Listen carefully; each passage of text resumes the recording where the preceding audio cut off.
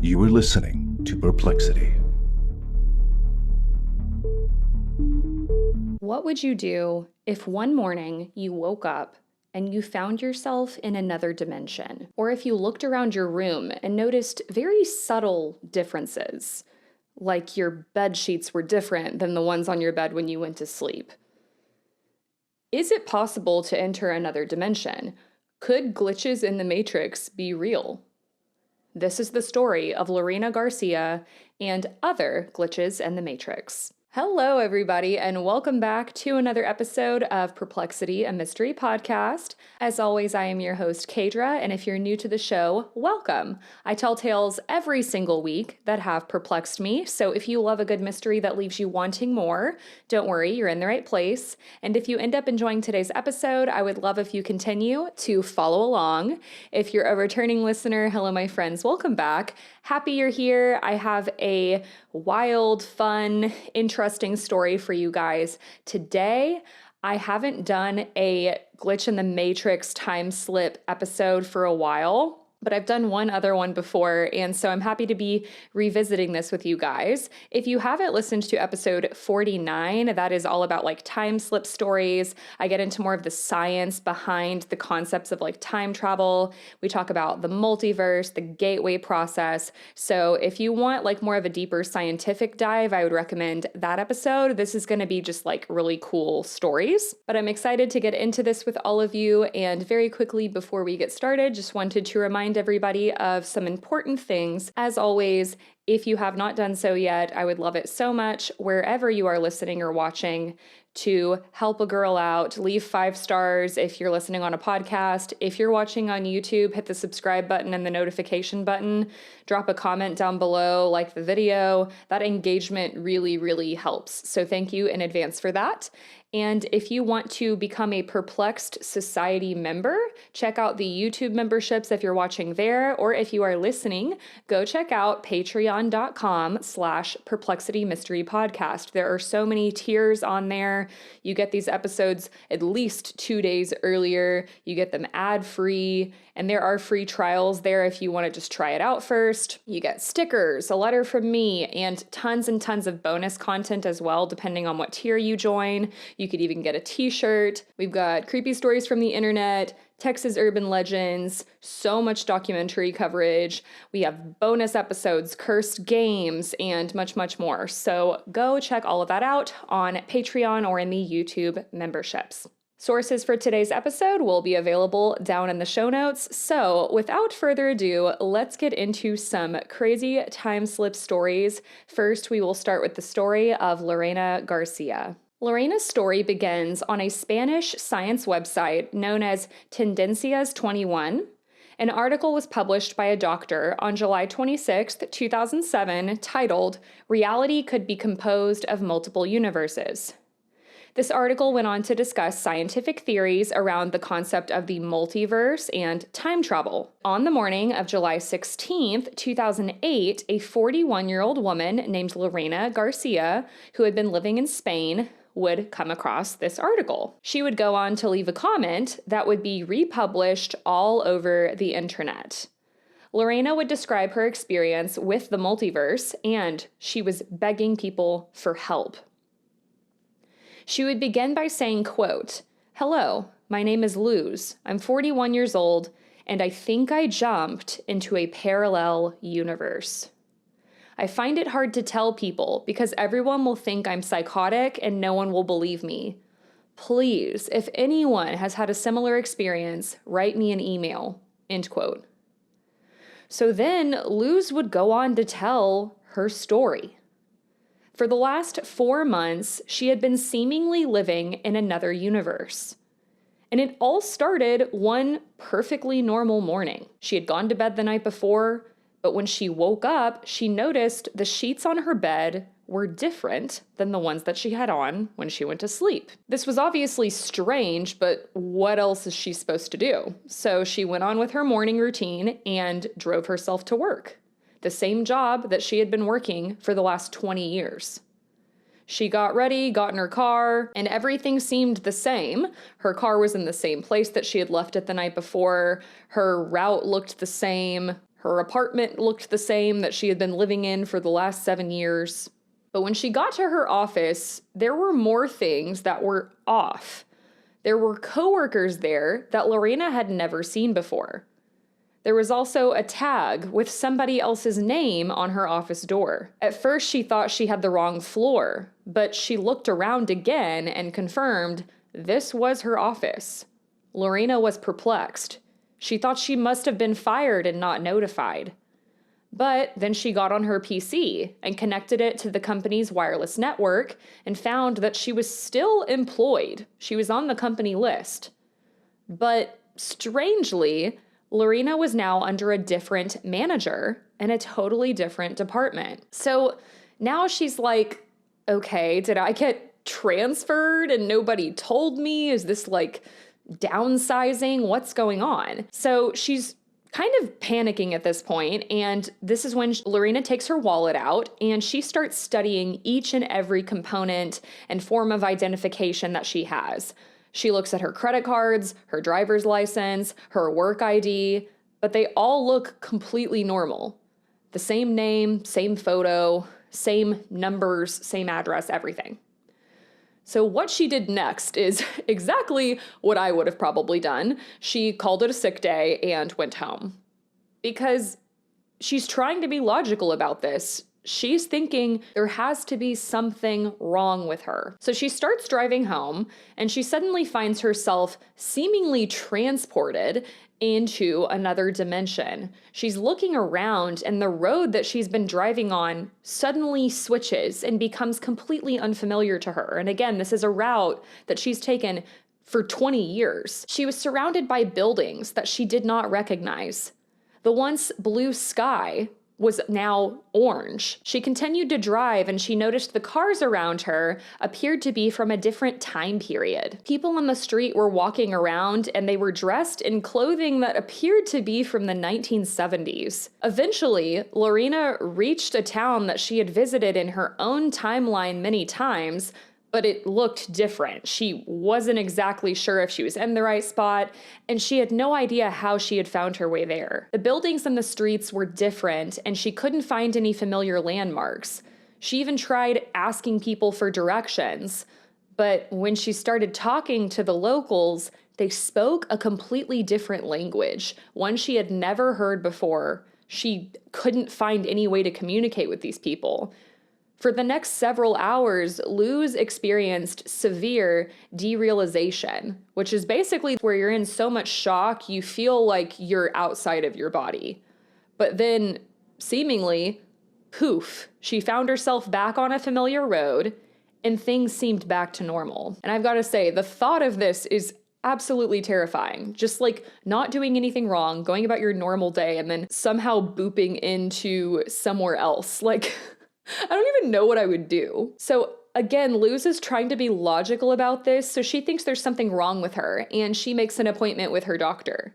So she went that same day. They ran all of these tests, and they confirmed that she had no alcohol or drugs in her system.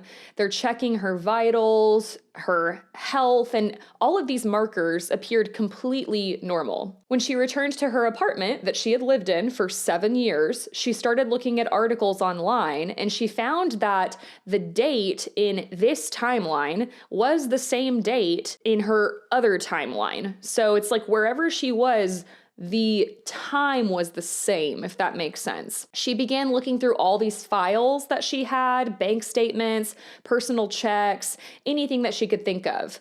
But these also, like her IDs and credit cards, appeared completely normal. So she began to wonder if she had some type of amnesia. And she started thinking about other people in her life, anybody that she could talk to help figure out what the hell was going on. She remembered she had broken up with a boyfriend about 6 months ago, and she had recently started dating someone new named Augustin. Augustin lived right down the street. Augustin and Luz had been dating for about 4 months. She had also met Augustin's son. So she's like, I gotta call him. I need to talk to somebody about this that I can trust, you know? So she pulls out her cell phone, she calls Augustin's number, but somebody else answers the phone, saying she has the wrong number. There's no one by the name of Augustin. Luz, over the coming days and weeks, became so confused and desperate at this point that she even hired an investigator. And this investigator could not find any trace of her boyfriend of 4 months. There was no Augustin. His son wasn't there. It was like neither of them had ever existed. So it turns out that Luz and her ex-boyfriend, the one that she had broken up with 6 months prior, in this timeline were still together. Luz would say about this quote, "I left and started a relationship with a guy in my neighborhood. I know it perfectly.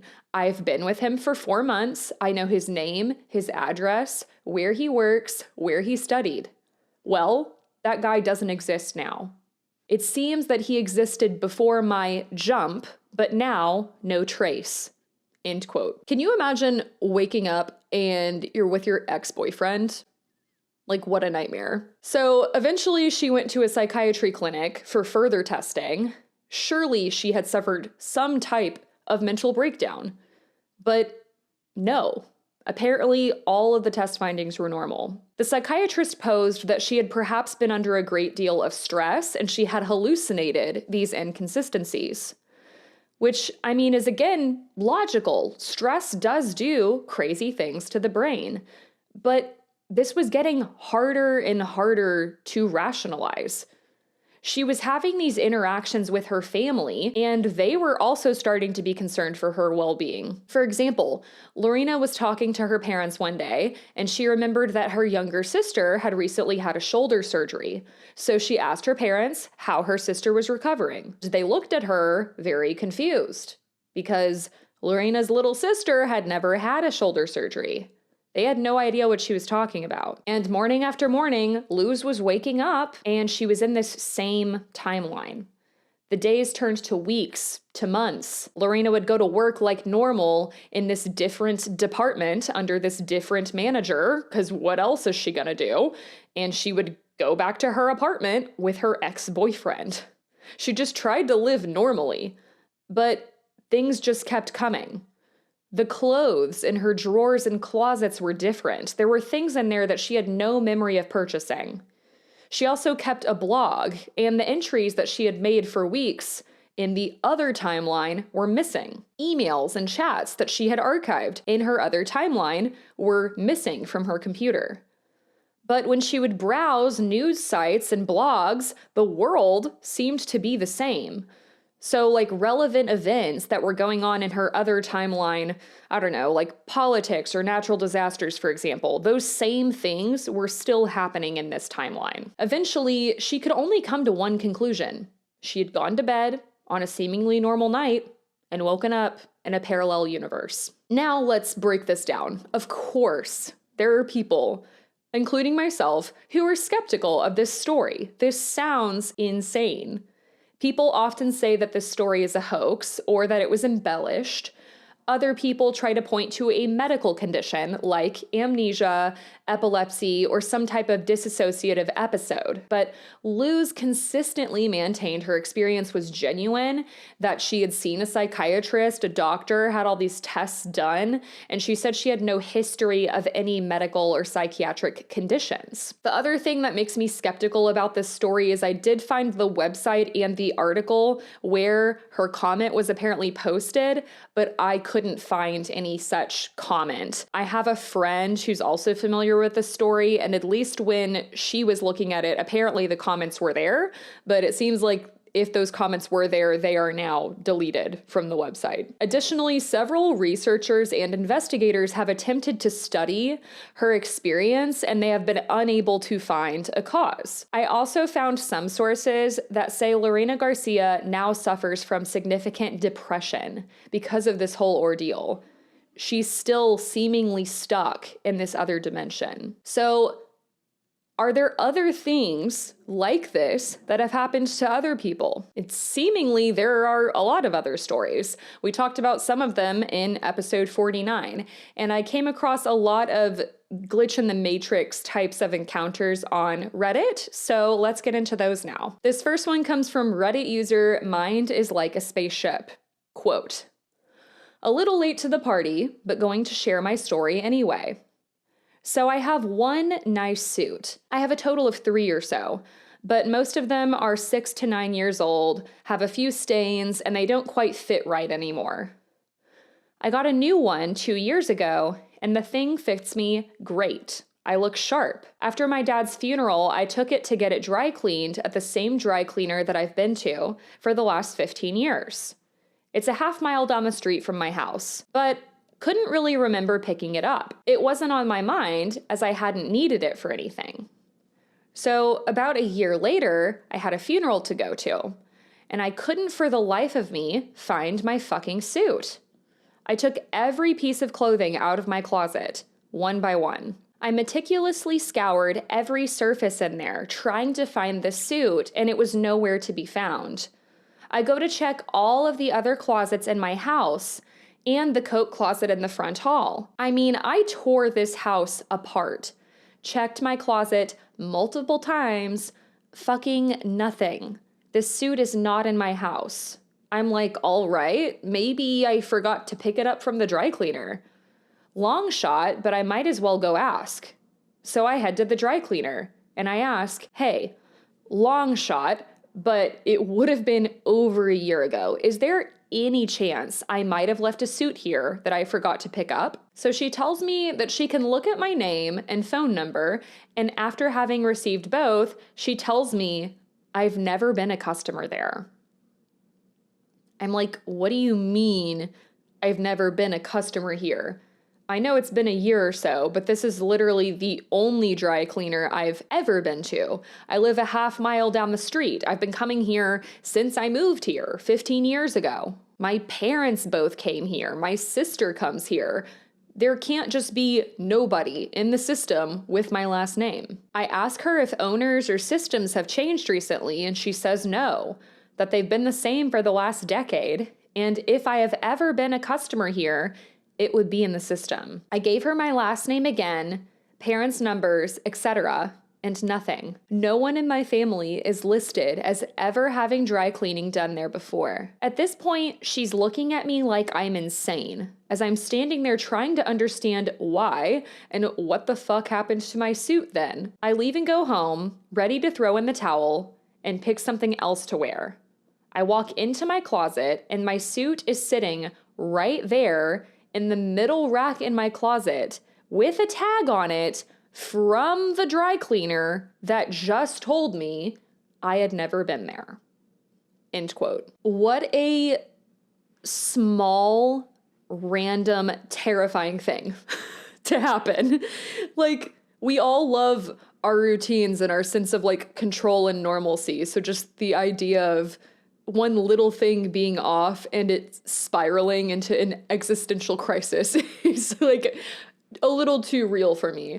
That's very scary. So this next story comes from Reddit user la-chica_salvaje, and they say, quote, "About a year ago, my mom and I were in the first parking space area of a small shopping mall.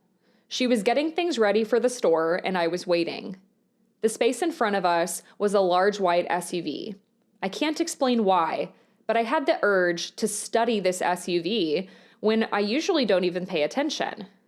The family that owned the SUV came out, and it was a father, infant in a carrier, and a little girl. The little girl stared at us the whole time that her father was getting into the car.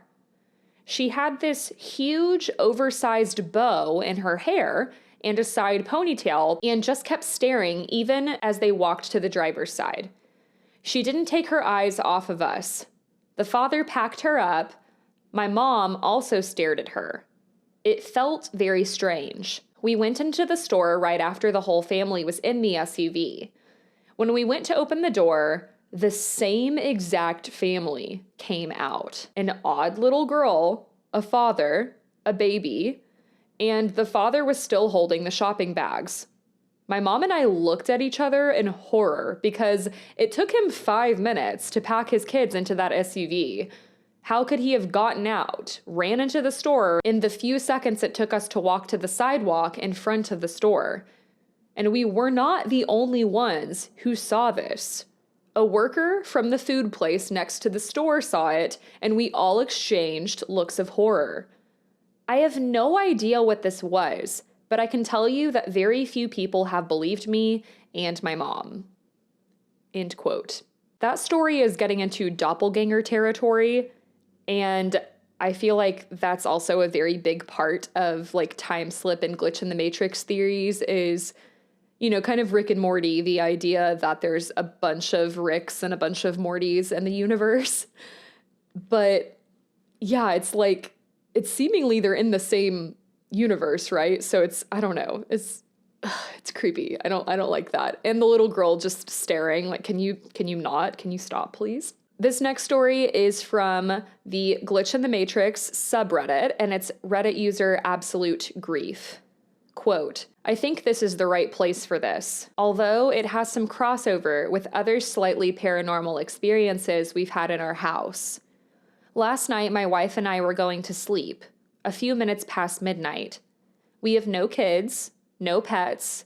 We are the only people in the house. We had washed our bed sheets and duvet earlier in the morning and had put fresh bedding on right before bed. My wife has a stuffed animal possum from when she was younger named Puddin' Pop. He usually is just plopped down at the end of the bed or sometimes down on the floor when he rolls off the bed. Occasionally, she'll cuddle up with it when we're going to sleep. While falling asleep, we were just laying there talking. I'm spooning her with my arm over her, with my arm and head being the only parts of my body outside of the covers. As our conversation is trailing off and we're getting sleepy, I say something like, "Where's Puddin' Pop? Did we put him back on the bed after making it?" She just responds she isn't sure, and then we were quiet for a few minutes. Maybe 3 minutes go by, and Puddin' Pop suddenly lands on my arm, which is slung over my wife as we're cuddling. He's stuffed with the material inside Beanie Babies, as he makes the distinct plop sound like if you were to drop a Beanie Baby down on a table. It's a very audible sound. Our eyes shot open immediately. Did you just drop Puddin' Pop down on me somehow? No, how would I? She responds, and she was completely under the covers other than her head. So she was immediately freaked out. The stuffed animal came down hard enough for her to feel it through the covers and to jolt us both awake. We have no bedside table by the bed. Nothing at all that he could have fallen off of. Our bed is essentially just against the wall in the middle of the room. I have no real explanation of where he came from, how he just dropped down on top of us or anything. Very bizarre, and I found it very hard to fall asleep for the next hour. That story sounds more poltergeisty to me. Like maybe they have a sweet little helpful ghost or something that was like, here you go. This next story is from Reddit user Jess Guile. Quote, I'm freaking out. I am really freaked out by an experience my daughter and I had last week. We were selling Girl Scout cookies in front of a Walmart early in the morning and had a repeat event happen. It wasn't busy at Walmart and we weren't selling cookies, so I told my daughter, 15 years old, to say good morning to everyone that walked by. 2 men walked out of Walmart that I had noticed walking in separately a bit earlier. As they were walking out, maybe 10 feet apart, they were not together, I told my daughter to get their attention and say good morning. She said no because she said one guy looked scary. He was a big biker guy. And the other guy was on his phone. She didn't want to be rude. But both guys had a very distinct look. Maybe 1 to 2 minutes later, she saw them walking out again. All parts of the scenario were exactly the same, except for our reaction.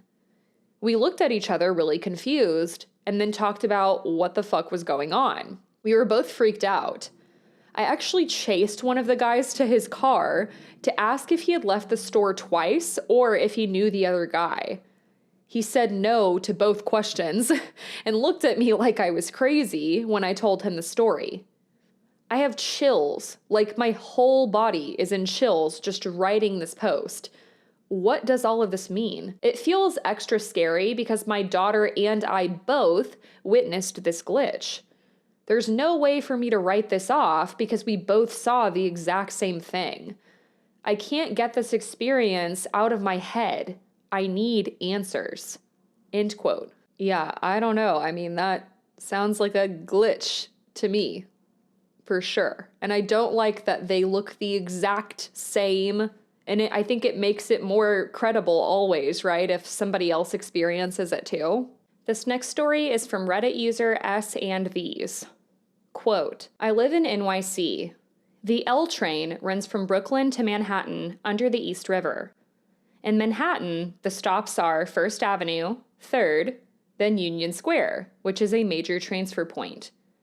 During the morning rush hour in 2012, I was in a packed L train, which emerged from the East River at 1st Avenue, opened its door, per usual, closed them, then proceeded along the track, per usual. About 30 seconds later, the train stopped, and the announcer said, 1st Avenue, 3rd Avenue next, stand clear. I looked a bit stunned, but the bleary-eyed passengers were mostly staring into their phones. I imagined I must have gotten confused. The doors closed again, and the train took off down the track, slowed down, stopped, and opened its doors. The announcer said, 1st Avenue, 3rd next, stand clear. This time I poked my head out quickly and saw it definitely was 1st Avenue. I spoke up shyly to no one in particular.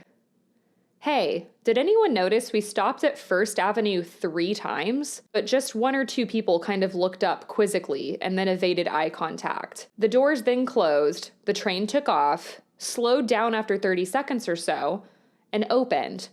3rd Avenue, Union Square next, stand clear. The train continued west down the track, normal as could be. For years I've thought about this event. I was there, cognizant and clear-eyed as ever, clutching a coffee, but I've never found any explanation.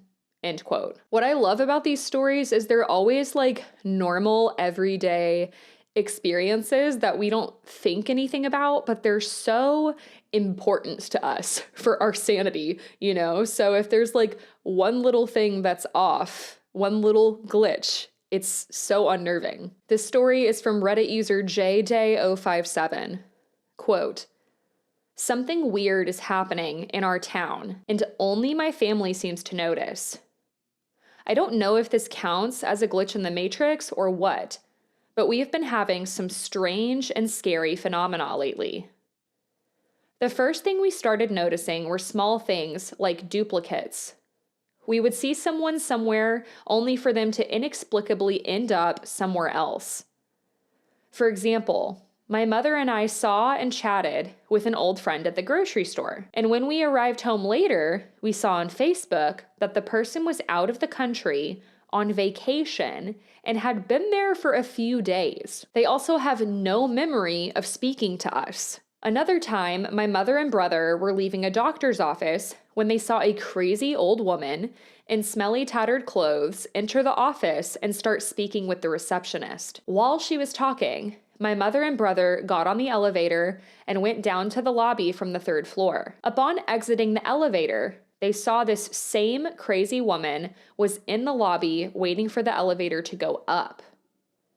Sometimes it would be an event aired on live Facebook that we had already seen days prior, or a child celebrating their birthday twice with the same exact party and photos. I've taken phone calls that were duplicates of calls that I've already taken with the other person swearing we have not spoken yet. The scariest thing, though, has been the deaths. There have been 4 deaths in our community of very well-known and influential people, and every single one of them has died twice. We hear about their deaths and see the RIP posts on Facebook. We see the community fundraisers put on to raise money for the funerals, and we even see the cars at the church or the funeral home, only for these same people to die a week or two later, and all of the RIP posts and fundraisers happen again. Only our family seems to notice these things happening. My mother and siblings and my 2 children. We don't know what's happening, and it's starting to scare us. Does anybody have any idea what is going on or how we should deal with it? We are scared. End quote. Yeah, I mean, move? What else are you gonna do? Like, move out of that town. There's something very creepy and scary and insane going on there. I don't like that. I don't like that people are dying either. That sounds like something that should be made into a movie. This next story is from Reddit user Randall Schmidt.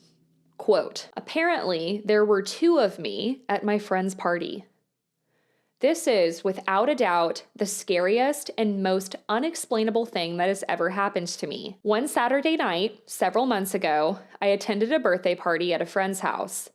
There were about 40 people in attendance, split between the basement and the main floor. I didn't go down to the basement even once, because the music down there was extremely loud, which I hate, and most of my friends were on the main floor anyway. My best friend had even given me a ride to the party, and we stayed together the whole night. A few days later, I ran into a distant friend of mine at school who had been in attendance. We started talking about the party and how we wished we had gotten a chance to talk because we don't see each other often.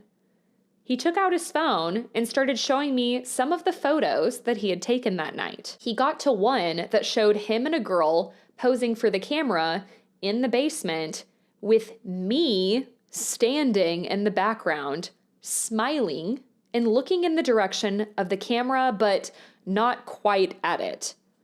I obviously freaked out and told him I had never gone in the basement. He told me that he had seen me there for several minutes. He said he even tried to say hello, but I seemed very distant and distracted. I called my best friend, and she confirmed that I had been with her the entire night. I was not drunk or drugged. I drank nothing all night except a water bottle that I brought with me. To this day, when I think about the picture, it scares the shit out of me. There must have been another me in the basement. End quote. That is so scary. And that reminds me a lot of a story that one of my OG listeners, Scott, told me. He's a Perplexed Society member. He told me a doppelganger story, I think around the time that I did the doppelgangers episode. He has seen, if I'm remembering this correctly, either he saw his doppelganger or somebody else saw his doppelganger at like a bar in Texas or something. They were like dancing at a bar and had like this really creepy smile on their face. I'm just like, absolutely not. No, absolutely not. So this next story comes from Reddit user Timto Tassoon. There's like 4 S's, so that's why I said it like that. This is a very well-known story. I want to preface that, but I've never told this story on the podcast before. So it is called A Parallel Life / Awoken by a Lamp. And for people who don't recognize it from that title, maybe you'll recognize it as The Lamp Story. But it goes, quote, my last semester at a certain college, I was assaulted by a football player for walking where he was trying to drive. Note, he was 325 pounds and I was 120 pounds. While unconscious on the ground, I lived a different life. I met a wonderful young lady. She made my heart skip and my face red. I pursued her for months and dispatched a few jerk boyfriends before I finally won her over. After 2 years, we got married, and almost immediately, she bore me a daughter. I had a great job, and my wife didn't have to work outside of the house. When my daughter was 2, she, my wife, bore me a son. My son was the joy of my life. I would walk into his room every morning before I left for work and doted on him and my daughter. One day, while sitting on the couch, I noticed that the perspective of the lamp was odd, like inverted. It was still in 3D, but just wrong. It was a square lamp base, red with gold trim on 4 legs, and a white square shade. I was transfixed. I couldn't look away from it. I stayed up all night staring at it. The next morning, I didn't go to work. Something was just not right about this lamp. I stopped eating. I left the couch only to use the bathroom at first, and soon I stopped that too, as I wasn't eating or drinking. I stared at this fucking lamp for 3 days before my wife got really worried. She had someone come and try to talk to me. By this time, my cognizance was breaking up and my wife was freaking out. She took the kids to her mother's house just before I had an epiphany. The lamp is not real. The house is not real. My wife, my kids, none of that is real. The last 10 years of my life are not fucking real. The lamp started to grow wider and deeper. It was still inverted in dimension. It took up my entire perspective, and all I could see was red. I heard voices, screams, all kinds of weird noises, and became aware of pain. A fucking shit ton of pain. The first words that I said were, "I'm missing teeth." I opened my eyes, and I was laying on my back on the sidewalk, surrounded by people I didn't know. A lot were freaking out, and I was completely confused. At some point, a cop scooped me up, dragged/walked me across the sidewalk and grass, and threw me face down in the back of a cop car. I was still confused. I was taken to the hospital by the cop. It seemed he didn't want to wait for the ambulance to arrive, and I was given CT scans and shit. I went through about 3 years of a horrid depression. I was grieving the loss of my wife and children and dealing with the knowledge that they never existed. I was scared that I was going insane, as I would cry myself to sleep, hoping that I would see her in my dreams. I never have, but sometimes I see my son, usually just a glimpse out of my peripheral vision. He is perpetually 5 years old, and I can never hear what he's saying. End quote. I've heard other stories like this before of people who suffered like a brain injury or a concussion, and they get knocked out and have these incredibly vivid dreams to the point where it's like, part of me thinks it's impossible that our brain is making this up on its own. I don't want to get into dream theory too much, but there are people who believe that when we dream, we are in another dimension, universe, whatever you want to call it. And it reminds me of this story. I can't imagine grieving the loss of somebody where it's like so deep and real, but they never existed. So that, everybody, is the perplexing story of Lerina Garcia and some other possible glitches in the Matrix. So what do you guys think about these experiences? Do you think they're paranormal? Do you think it could be something psychological? Do you think it's time travel? I would love to hear y'all's thoughts down below. And if you have ever experienced something like this, I would love to hear your story. I always love reading listener stories on the show, so you can submit those in the comments down below on YouTube, or you can DM me on Instagram at Perplexity Mystery Podcast. You can email me, perplexitymysterypodcast@gmail.com.